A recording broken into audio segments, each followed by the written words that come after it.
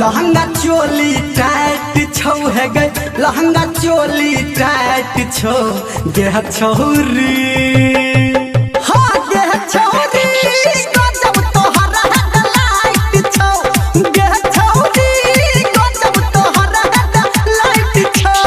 वहाँ के गजब के कमर लचका बछा तिरछी नजरिया से कोन खिंचला बछा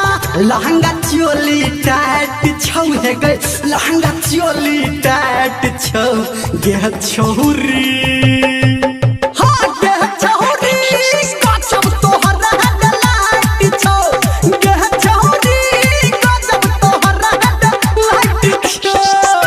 तोहरा हेडलाइट छौ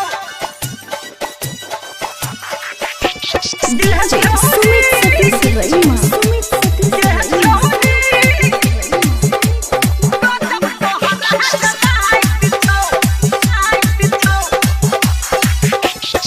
मारे झुमका हिला के झुमका मुँह नहीं अपन खोलै छ हिले छोटो हमर एना तोहर जनम गनु में डोलै छ मारे झुमका हिला के झुमका मुँह नहीं अपन खोलै छ हिले छोटो हमर एना तोहर जनम गनु में डोलै छ बुक तोहर रोज नाइट छौ है गए बुक तोहर रोज नाइट छौ गेह छौरी हाँ गेह छौरी गजब तोहर हेडलाइट छौ गेह छौरी गजब तोहर हेडलाइट छौ गजब तोहर हेडलाइट छौ अभी आप सुन रहे हैं सावरिया music. DJ Sumit Sati Sivarima.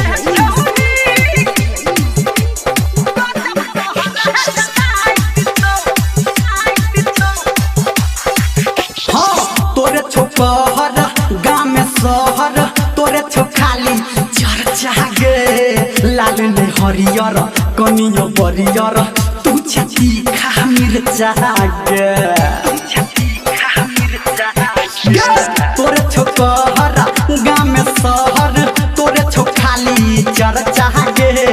लाल ने हरियर कनियो बरियर तू छती खा मिर्चा गे तोहर जवानी उफाट छौ है गए तोहर जवानी उफाट छौ गे छौरी हाँ गे छौरी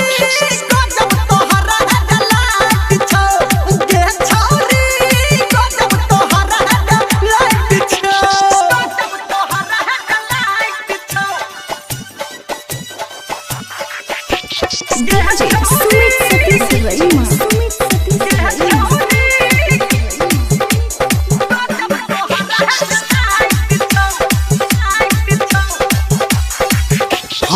कसल इंजन